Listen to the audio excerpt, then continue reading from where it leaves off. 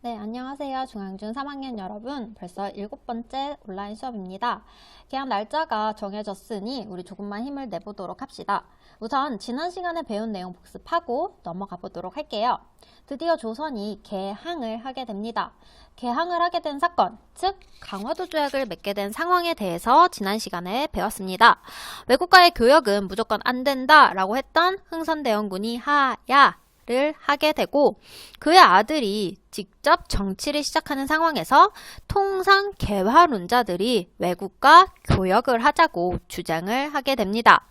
대표적인 통상 개화론자 누가 있었죠? 여러분들 기억날까요? 네, 대표적인 통상 개화론자 하면은 박규수 선생이 있었죠. 자, 바로 그와 그의 지인들 그리고 제자들이 통상 개화론을 주장하던 와중에 일본은 강제로 조선의 항구 문을 열기 위해서 운요호 사건이라는 것을 벌이게 됩니다. 결국 오랫동안 잠겨져 있던 조선의 문이 열리게 되어 버리죠. 오픈 더 도어. 그러면서 1880년대에 본격적으로 여러 개화 정책이 실시됩니다. 통리 기무하문이라고 하는 개화 총괄 부서를 만들고 일본에는 조사 시찰단과 수신사를 파견하고 청에는 영선사를 파견하여 새로운 문물을 배워오라고 장려합니다. 그리고 이런 것들을 바탕으로 별기군이라는 신식 군대를 만들어요. 이 군대가 훗날 갈등의 씨앗이 된다. 그러니까 잘 기억해두라고 이야기했습니다. 중전 민씨와 그의 가문을 중심으로 이렇게 개화 정책이 진행되었지만 모두가 환영하는 것은 아니었습니다. 우선 성리학만이 최고이며 우리 고유의 것이 가장 중요하다고 생각했던 양반 유생들은 용납할 수가 없었죠. 그래서 그들은 위정척사, 즉 사악한 것을 배척하고 바른 길로 가자라는 위정척사 운동을 벌이게 됩니다. 이때 대표적인 인물이 1860년대 이항로, 1870년대 최익현, 그리고 1880년대 이만손 이렇게 세 사람이 있습니다. 이 세 사람 중에서 누가 가장 유명한지, 누가 가장 자주 나오는지 보면은 최익현이 가장 자주 나와요. 그러니까 최익현 이름은 앞으로도 꼭 기억해 두시길 바라겠습니다. 하지만 이러한 유생들 뿐만 아니라 신분이 낮은 일반 백성들도 개화로 굉장히 힘들어 했습니다. 물론 이모군란이 별기군과 비교해서 차별받았던 구식군인들이 일으킨 반란이지만 이때 굉장히 많은 서울의 백성들도 참여했다라고 합니다. 그만큼 백성들이 개화를 반대했다라는 것도 알 수 있죠. 여튼 이모군란을 일으킨 구식군인들의 불만의 화살은 누굴 향했냐? 바로 민씨 가문이었겠죠. 왜냐하면 민씨 가문과 민비가 개화 정책을 가장 적극적으로 주장했기 때문입니다. 그래서 이 구식군인들이 민비를 잡으려고 했지만 끝내 잡지 못했고 구식군인들은 자신들의 든든한 지원군으로 흥선대원군을 다시 정계로 불러들였지만 민비가 청에게 SOS를 치게 되면서 결국에 이모군란이 끝나버리게 됩니다. 이 청이라는 나라 잘 기억해 두시길 바라겠습니다. 굉장히 간섭을 많이 했다라는 것도 기억하시길 바랄게요. 짠! 여기까지가 지난주에 배운 내용이고요. 그렇다면 그 이후의 조선의 상황 어땠는지 같이 한번 보도록 하겠습니다.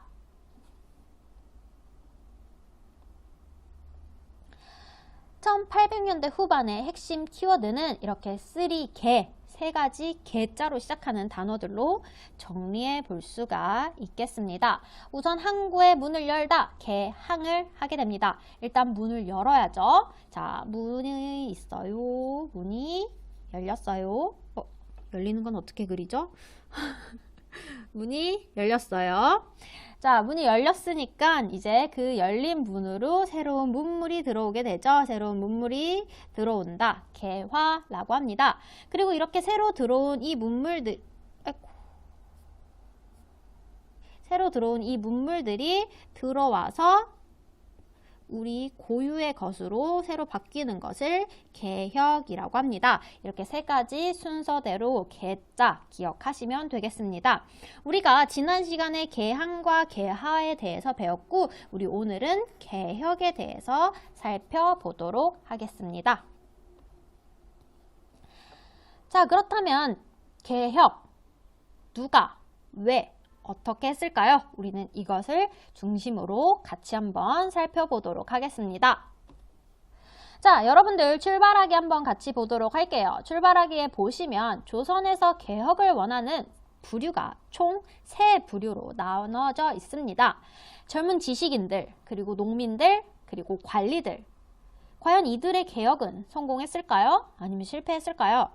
여러분들에게 답을 물어보는 게 아니라 여러분들이 한번 생각해보고 잠시 일시정지한 뒤에 뭐 성공했든 실패했든 실패했든 성공했든 이런 식으로 여러분들이 동그라미를 친 다음에 이유를 한번 각자 적어봐 주시길 바라겠습니다.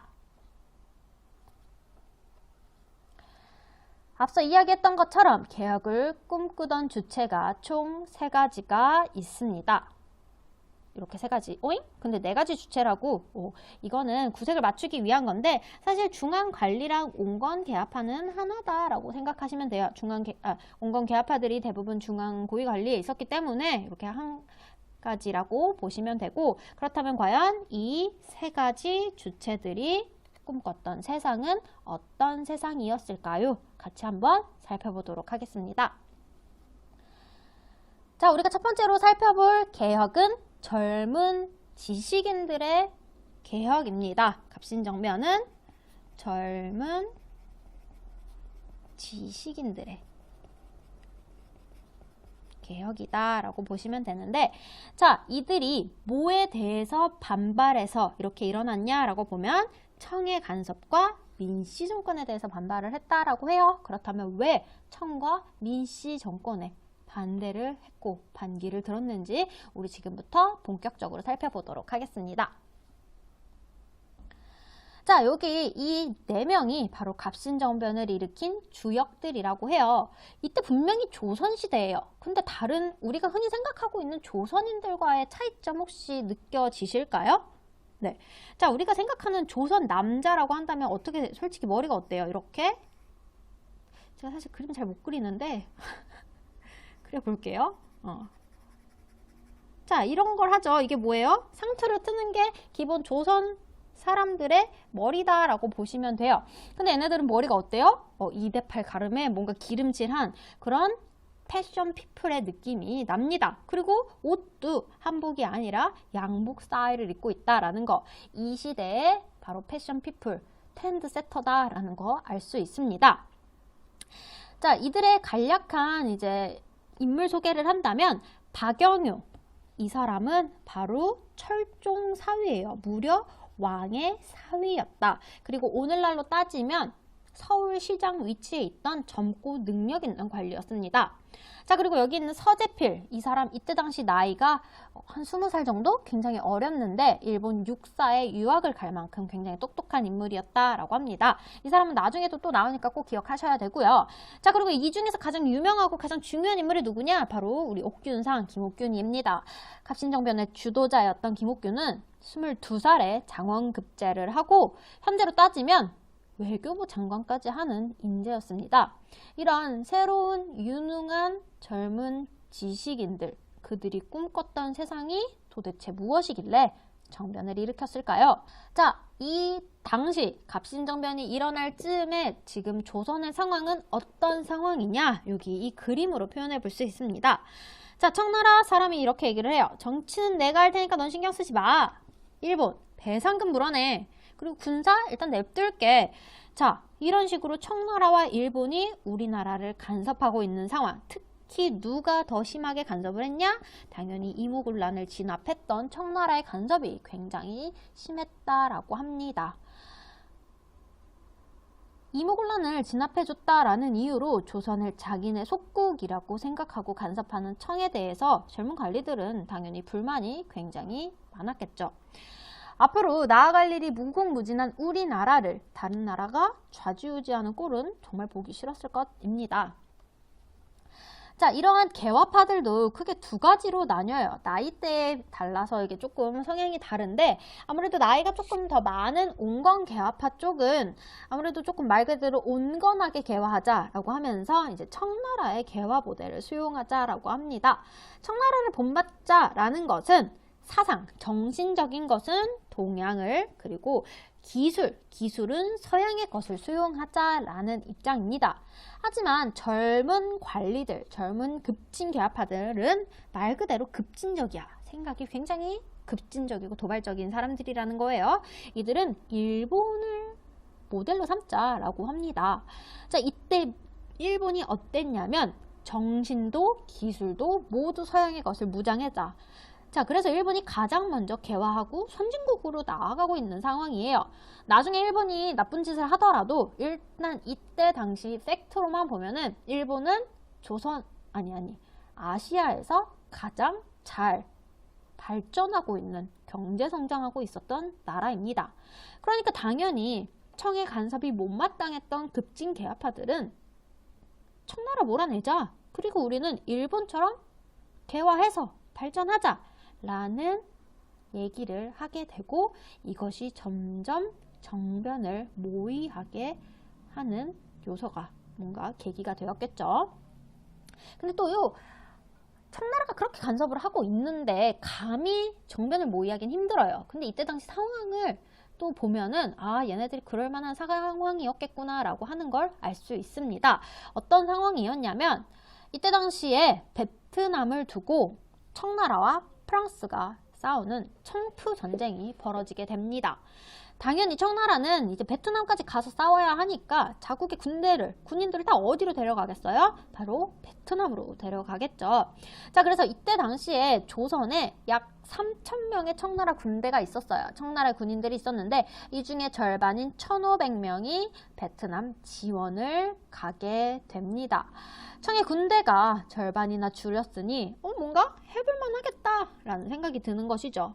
그리고 아까 설명했던 박영효가 무려 자신의 집을 팔아서 현재 돈으로 약 45억 원이나 되는 현금으로 이 갑신정변을 지원했다라고 합니다. 심지어는 청의 조선 주둔이 마음에 안 들었던, 그래서 청을 몰아내고 조선을 삼키고자 하는 야욕을 가지고 있던 일본도 다짜고짜 도와주겠다라고 하는 거예요. 근데 급진개화파가 순진했죠. 감히 일본을 믿다니. 결국 청나라가 떠나면 아직 약한 우리나라를 삼키는 건 일본이 될 텐데, 여튼 일본도 도와주겠다는 약속을 하게 되니 결국에 정변을 일으키게 됩니다.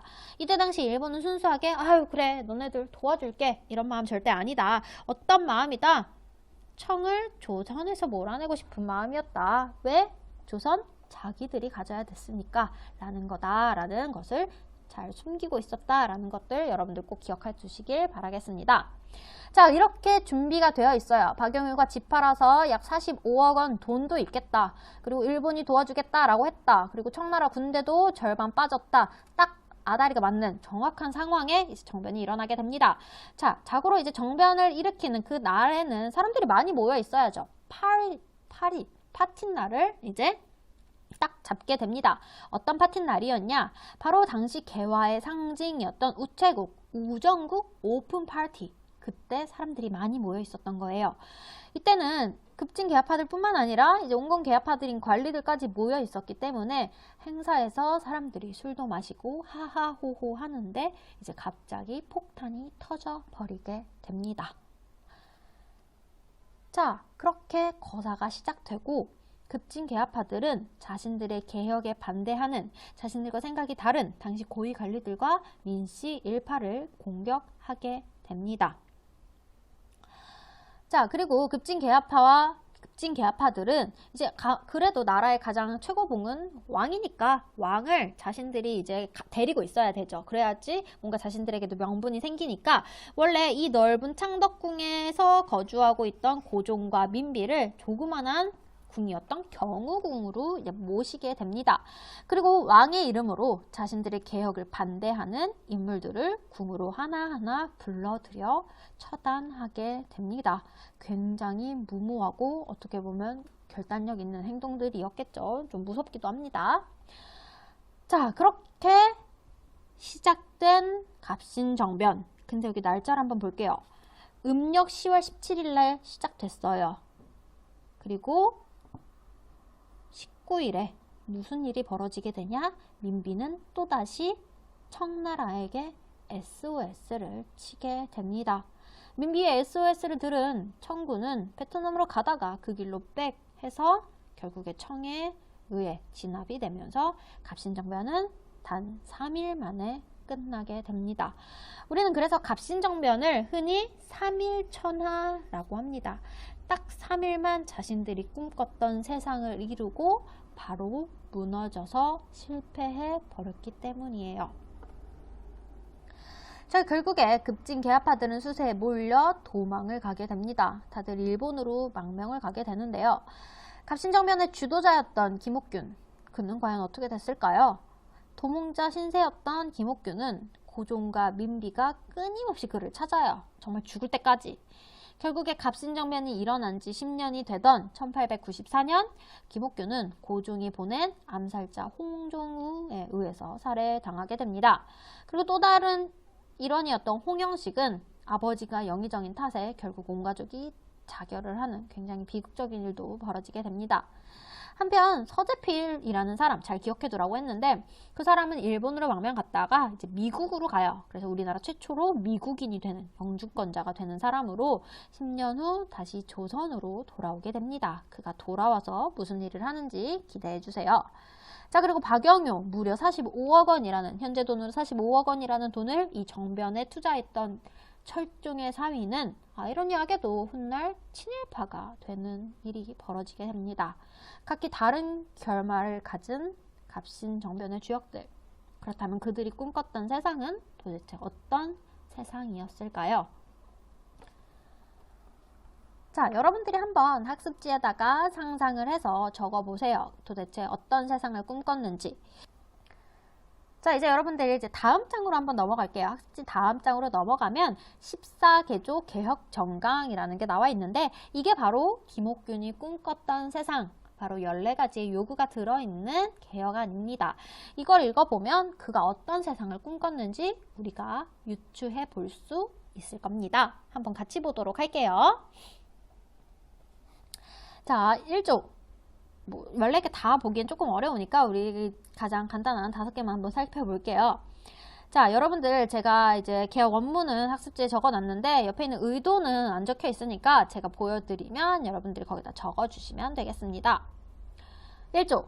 대원군을 돌아오게 하고 청에 대한 조공을 폐지하자. 조공이란 단어 학습지에 적어놨습니다. 어떤 뜻인지. 자, 이 말은 뭐냐? 청에게 간섭 그만 받자. 청에게 굽신거리지 말자. 우리도 나라다 라는 의미입니다. 자, 두 번째. 문벌을 폐지하여 인민평등의 권리를 제정하다. 인민평등, 즉 양반 중심의 정치를 그만하고 신분제 폐지하자 라는 의미이겠죠. 3조. 토지와 관련된 조세제도를 개혁해서 국가 재정을 넉넉하게 한다. 이 조세제도라는 게 사실 가장 중요해요. 나라를 꾸려가는 돈이자 백성들에게 이제 걷어가는 거기 때문에 이 조세제도가 굉장히 중요한데 조세제도가 제대로 이루어지지 않으면 국민들이 결국에 백성들이 결국에 힘들어지기 때문입니다. 그래서 이러한 조세제도 개혁해보자. 백성들을 위해서 한번 개혁해보자. 이런 내용이고요. 재정은 모두 호조해서 관할하자. 재정을 하나로 모아보자. 재정을 일원화하자. 재정이 일원화되지 않으면 어디에서 돈이 흘러가는지, 돈이 어디에서 쭉쭉 빠지는지 몰라요. 그러니까 한 곳에서 정리를 해야지만 돈이 어디에서 빠져나가고 어디로 들어오는지 그런 것들을 투명하게 볼 수 있다. 즉 이거는 세금을 투명하게 하자라는 겁니다. 자, 그리고 13조 대신들은 의정부에 모여서 법령을 의결한다 라는 말은 이제 정부 조직을 개편하자. 그래서 옛날에 제가 배웠을 때는 김옥균이 꿈꿨던 세상은 입헌군주제다 이런 얘기도 있는데 여튼 그는 지금의 조선 정치 제도를 좀 더 근대화시켜서 우리나라 지금의 현재처럼 이제 민주주의화를 만들려고 하는 게 아니었을까라는 이제 생각도 듭니다. 자, 그렇다면 이때 당시에 백성들의 여론은 어땠을까요? 과연 이 급진 계하파들이 신분제 차별 이런 것들을 주장하는 걸 알았을까요? 아니에요. 이들은 뭐라고 생각했냐? 몰라. 자기가 더 높은 자리를 차지하려고 그랬겠지 라고 굉장히 부정적으로 생각했다라고 해요. 왜 이렇게 백성들이 부정적으로 그들을 생각했을까요? 사실 백성들은 급진개합파가 일본을 끌어들였다라는 사실에 굉장히 분노를 합니다. 사실 청나라만 우리를 힘들게 하는 게 아니야. 일본도 쌀도 뺏어가고 되게 우리를 힘들게 해. 근데 어떻게 일본이랑 손을 잡을 수 있어? 라고 하면서 그들에 대한 불신이 생겨났다라고 해요. 그리고 이때 당시 백성들이 개화? 그런 거 잘 몰라요. 아직 민중의 지지를 얻지 못한 상태였다라는 것. 그리고 베트남으로 가던 청나라가 그렇게 빨리 되돌아올지도 몰랐던 상황이다. 그리고 하나 더 하자면 일본이 배신 때려요. 청나라가 돌아온다라는 사실을 알자마자 일본도 도망갑니다. 이런 일본의 배신, 믿는 것 자체가 잘못된 일이었겠지만 여튼 이러한 이유들로 결국에 갑신정변은 실패하고 그들이 꿈꿨던 세상은 채 이루어지지 못하게 됩니다. 그리고 이 갑신정변의 결과로 이러한 두 가지 조약을 맺게 됩니다. 조선과 일본이 맺었던 한선조약, 이거는 우리가 도와줬잖아. 우리도 너희들 때문에 힘들어. 그러니까 배상금 달라. 도망가 놓고 다짜고짜 배상금을 달라 라고 합니다. 자, 그리고 일본과 청나라 사이에서는 어떤 조약을 맺냐? 텐진 조약이라고 해서 우리 둘 다 일단은 조선에서 군대 빼자. 지금 우리나라에 조선과 일본의 군대가 모두 있는 상황이에요. 근데 지금 있는 군대 빼고 대신 들어올 때 만약에 조선에 군대를 끌고 들어올 일이 있으면 우리 손잡고 같이 들어오자 라고 합니다. 그리고 이 조약이 훗날 나중에 어떤 사건에 영향을 미치기 때문에 이 텐진 조약 잘 기억하시길 바라겠습니다.